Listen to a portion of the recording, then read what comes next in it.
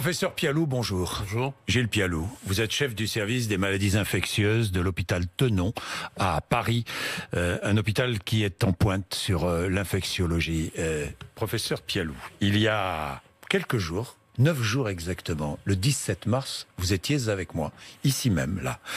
17 mars, nous en étions à 178 décès en France. 9 jours plus tard, nous en sommes à 1331 décès. Je me souviens, il y a 9 jours, vous étiez pas confiant, mais vous étiez solide. Et je vous sens un peu plus abattu aujourd'hui. C'est vrai ou... Et encore moins que dans 15 jours, si je puis dire, si je peux me encore permettre. Moins oui, que on est abattu, on est au combat, bien sûr. Au combat, oui. On est abattu parce que l'expression qui vient entre nous, dans ces réunions qu'on a par Skype, différents hôpitaux, c'est qu'en gros, on a l'eau jusqu'aux épaules. Ouais. On a l'eau jusqu'aux épaules et les réanimations payent un lourd tribut et c'est dégradé. Vous savez ce terme qui dit dégradé. Ça veut dire que dans les salles d'hospitalisation classiques, comme mon service, on commence à avoir des patients qui ne peuvent pas rentrer dans la réanimation ou qui sont récusés par la réanimation et donc des patients de plus en plus lourds. Et c'est vrai que c'est très lourd pour les équipes. Je suis désolé, je suis pas arrivé avec un discours à la fois combattant, certes, mais voilà, le pire est à venir. On nous dit que ça sera entre le 4 et le 24 avril. Et on se prépare. On n'était pas prêt, il faut être clair. On n'était pas prêt. On le dira maintenant, on le dira demain. Oui. On n'était pas prêt. Il faudra le dire, il faudra expliquer pourquoi on n'était pas prêt. Et on se prépare, on ne cesse de se préparer à plus encore de pression. Et c'est très très compliqué. Là, aujourd'hui, c'est très compliqué. C'est très compliqué parce que on a des indices, si vous voulez. Je vous donne un exemple concret. Oui. La réanimation, vous avez dit que Tenon était en pointe. C'est un hôpital qui est spécialisé aussi sur le poumon et sur la réanimation pulmonaire.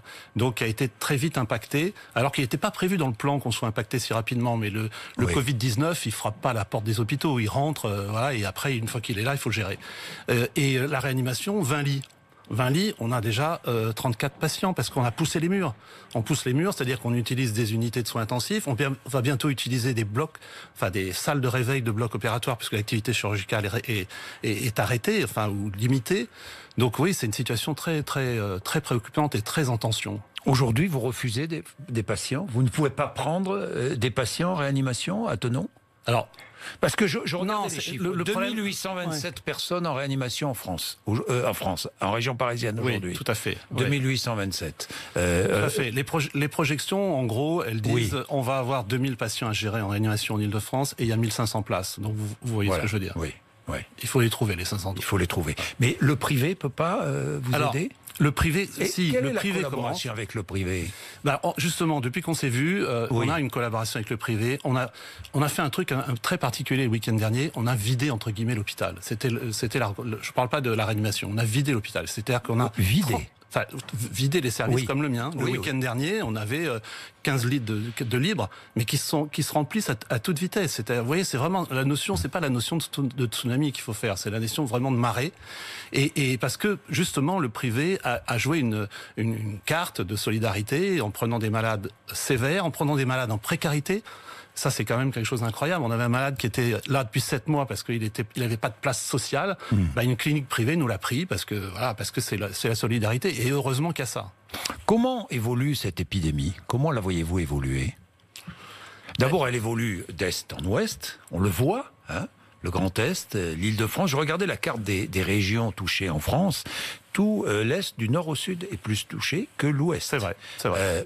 L'épidémie, donc, a circulé. Est-ce que le confinement va stopper cette circulation ? C'est l'une des grandes questions que vous vous posez, que nous nous posons tous. Alors, sur le plan conceptuel, il faut juste se remettre un peu dans l'histoire. Parce que moi, je suis d'une génération qui a connu l'arrivée du VIH. Je sais que c'est pas comparable, mais il faut se rappeler aussi les erreurs du VIH.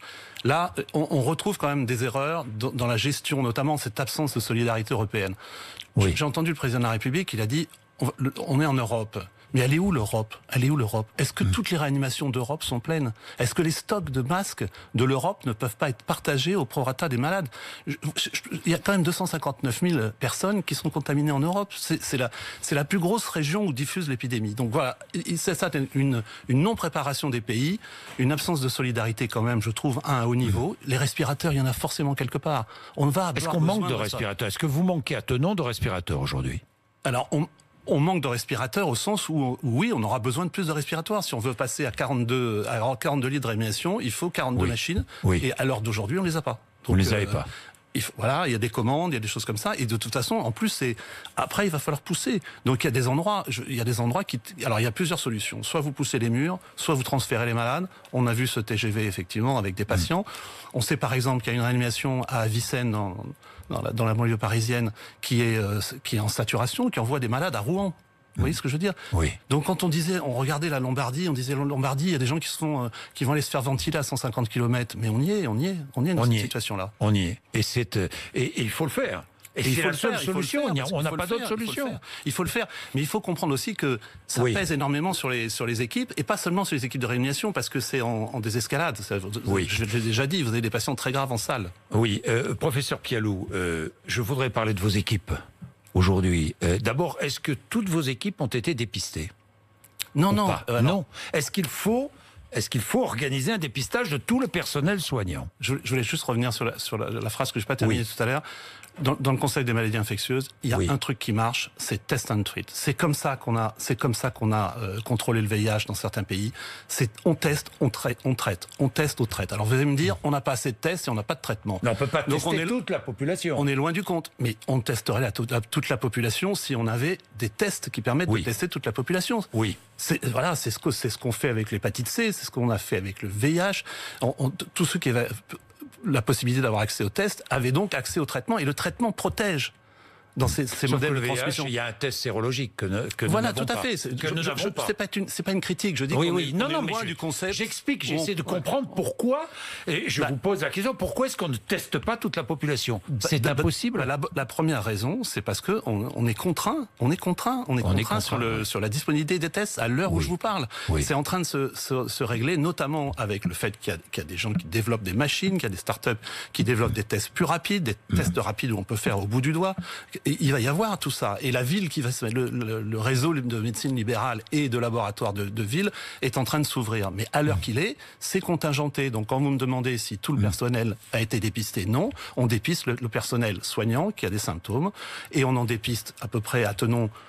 On est à peu près autour de 60 personnes qu'on dépiste par jour qui ont des symptômes, et on en trouve environ 25% qui sont positifs. Il y a 25% de votre personnel aujourd'hui. Pour l'instant, on a 85 personnes contaminées à Tenon. Mais tous les autres... Sur combien à peu près?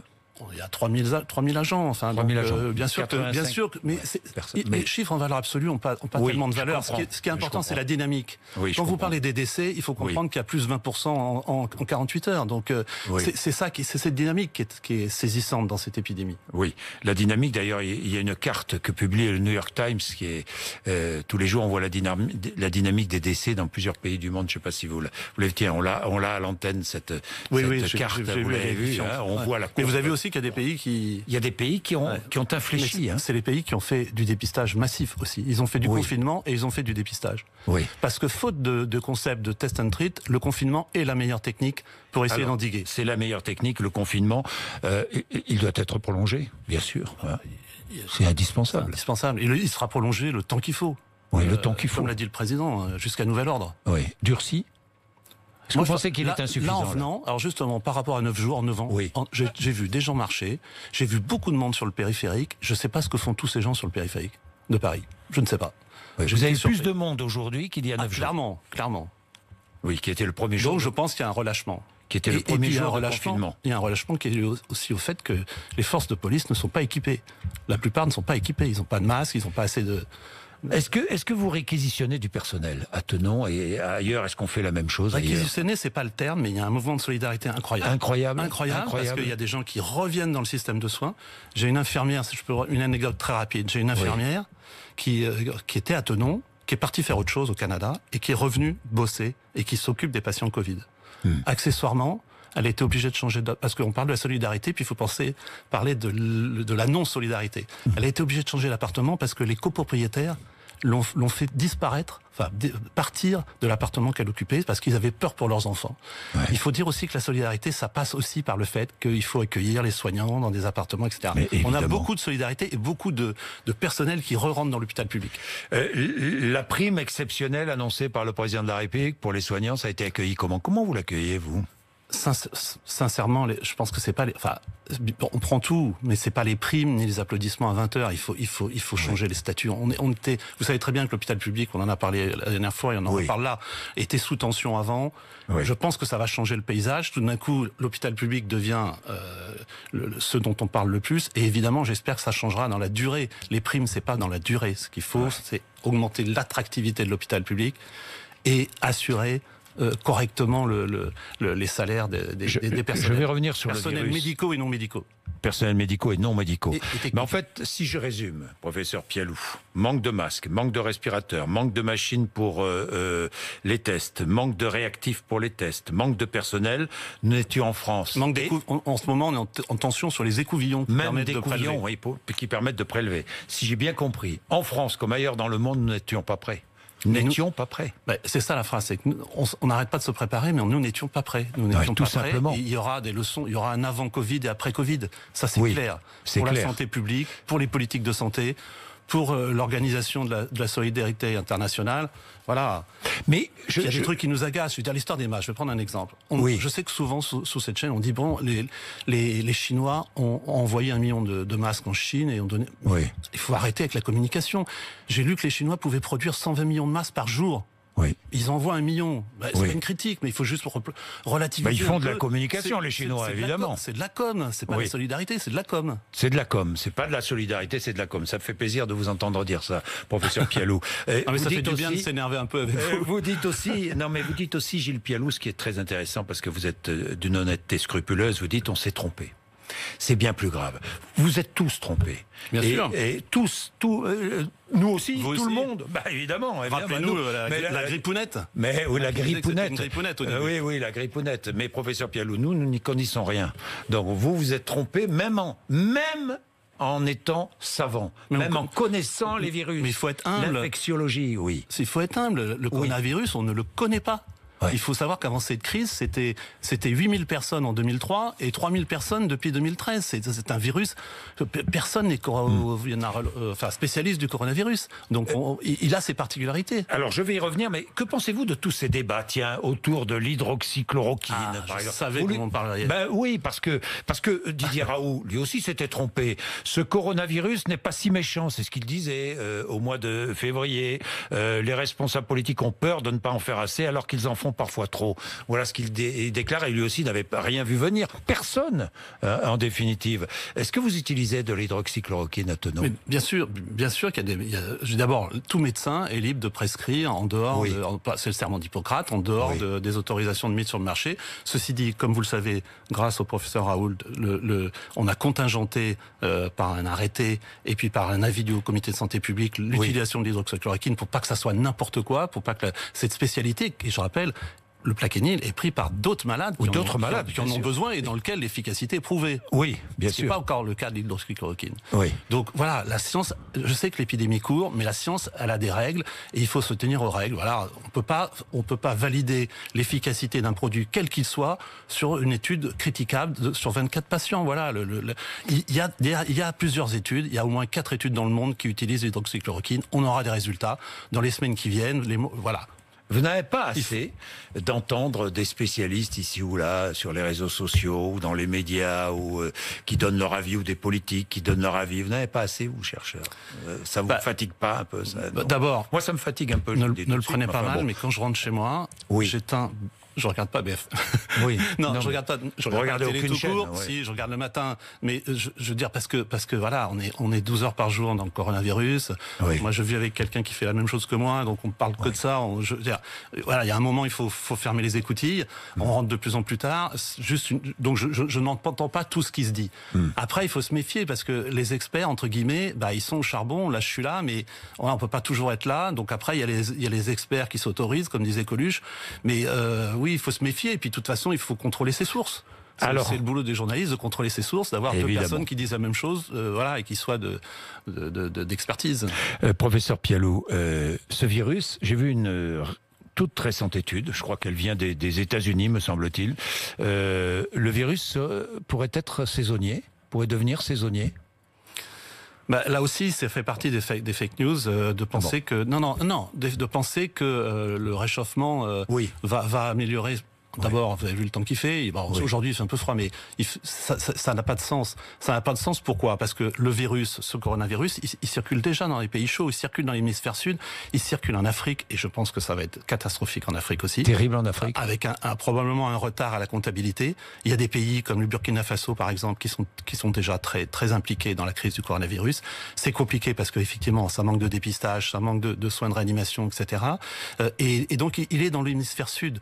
Donc, l'idée que le réchauffement, en un mot, le réchauffement climatique, il n'y a que les chauves-souris qui le craignent. Le virus, il ne le craint pas. Très haute contamination. Il faut toujours rappeler que ce virus contamine très facilement. Il contamine très facilement et il est très invisible. Vous voyez ce que je veux dire ? C'est pas un virus qui s'affiche. On est en train de décrire des formes cliniques qu'on n'avait même pas vu venir. Il y a plein de personnels de soignants qu'on dépiste. Ils ont une perte du goût. Une agnosie.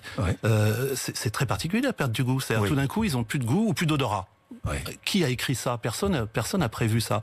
Donc ça veut dire que ça peut être des signes très atypiques. Est-ce qu'aujourd'hui, vous en savez plus quand même sur ce virus ? Oui. Heureusement. Ça y est, heureusement. On en apprend tous les jours, on en apprend sur la clinique, on apprend. Alors, c'est vrai que sur les traitements, on est affamé, si je puis dire, de données scientifiques valides pour pouvoir mettre les patients. Alors le plus dangereux, c'est qu'il, si j'ai bien compris, il s'installe dans les alvéoles pulmonaires. C'est cela ? Il s'installe dans les alvéoles pulmonaires, mais ce qui fait la maladie, c'est comme ça que la maladie a fait parler d'elle, ce syndrome de détresse respiratoire aiguë qui amène les malades en réanimation à être ventilés sur le ventre, souvent pendant 3 semaines, ce qui est quand même très long pour de la réanimation lourde, très long et très chargé, à la fois évidemment pour les familles, mais surtout pour les soignants. C'est qu'en fait, il y a deux choses. Il y a la maladie virale, et puis il y a la réaction du système immunitaire à l'intérieur des poumons qui inonde. Enfin, l'exemple qu'on peut prendre pour la télévision, c'est la gomme qui fait un trou dans le papier. C'est-à-dire que le système immunitaire est tellement excité, il y a tellement de cytokines, des choses comme ça, que la réponse immunitaire est plus délétère, finalement, ou dans la phase sévère, dans la phase de réanimation, est plus délétère que le virus lui-même. Donc, probablement, quand on dit, il y a des approches, on va s'occuper d'immunothérapie, on va s'occuper d'antivéraux, c'est probablement qu'on aura besoin des deux. On aura besoin des deux. Probablement. Est-ce qu'on en sait un peu plus sur l'incubation, la durée d'incubation ? Oui, l'incubation, on le sait bien. Avec maintenant, ça y est, les Italiens ont communiqué. Ils ont à peu près les mêmes chiffres que les Chinois. On a les mêmes chiffres que les Italiens. On est dans une incubation assez courte, grand maximum 7 jours. On est plutôt à 3-5 jours. Bien. Et en ce qui concerne les traitements, ou le vaccin, je vais revenir parce que le vaccin, il faudra attendre un an et demi. Mais les traitements, en dehors de ce débat autour de l'hydroxychloroquine, est-ce que vous voyez d'autres lueurs d'espoir ? Il y a 130 essais enregistrés sur le site du NIH américain, 130 essais, donc c'est énorme. Il y en a dans le monde entier, il y a plusieurs approches.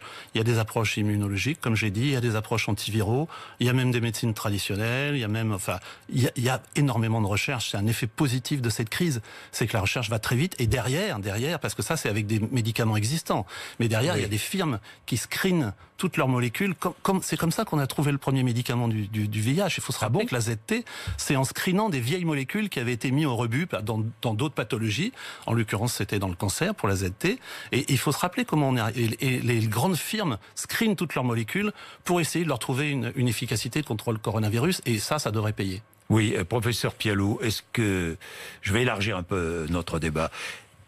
La société, comment trouvez-vous que réagit la société française? Vous, professeur d'infectiologie, vous êtes plongé dans le quotidien, mais comment réagit-elle? Vous trouvez qu'elle réagit bien? Vous trouvez que nous réagissons bien ou pas? Je trouve qu'on devrait durcir le confinement. C'est indispensable. Je pense que les gens ont pris... D'abord, on a une culture d'hygiène qui est nulle. Voilà, là aussi, c'est un effet positif de base.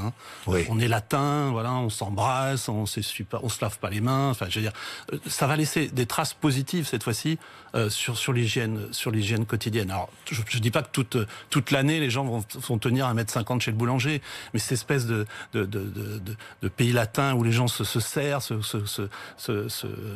et s'échangent, voilà. Et je pense que là, sur l'hygiène, il va y avoir un renforcement qui va peut-être rester. Mais le fait qu'une société se mette au pas d'une crise Pour l'instant, le compte est pas bon. Et c'est probablement pour ça qu'en Italie, on ne voit pas encore la courbe s'abraser, comme avait fait le ministre, c'est ce dessin qu'il a fait sur votre chaîne, avec la courbe on ne le voit pas encore, probablement parce qu'il y a un échappement au confinement et qu'on n'est pas à la Corée du Sud et on n'est pas à la Chine.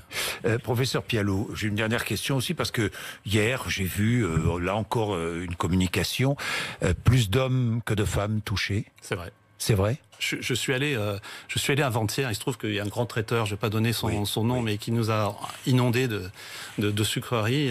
Ça, c'est génial. Et je suis allé le distribuer en réanimation. Et donc, j'ai fait le tour de la réanimation. On a beau avoir les cheveux blancs et un peu de bouteille, j'en suis revenu un peu édifié, à la fois par le calme et la sérénité des équipes. Cette ruche tout en bleu, là, avec des gens très jeunes, plutôt sereins. Et puis, la lourdeur des patients. Et effectivement, j'ai été surpris en sortant de voir qu'il y avait, dans cette réanimation de Tenon, probablement 7 hommes, 8 hommes pour 2 femmes. Voilà, c'était un moment donné. C'est pas les chiffres de l'épidémie, mais effectivement, dans les formes graves, il y a plus d'hommes que de femmes. Merci, professeur Gilles Pialot. Je me permettrai de vous faire revenir parfois, si je le peux. Si vous le pouvez, parce qu'on a besoin de vous. Merci. On a besoin de vous. savoir, on a besoin de connaître de mieux en mieux ce virus pour lutter contre ce virus. Gilles Pialot, qui est chef de service d'infectiologie à l'hôpital Tenon à Paris. Il est 8h55, vous êtes sur RMC et BFM TV.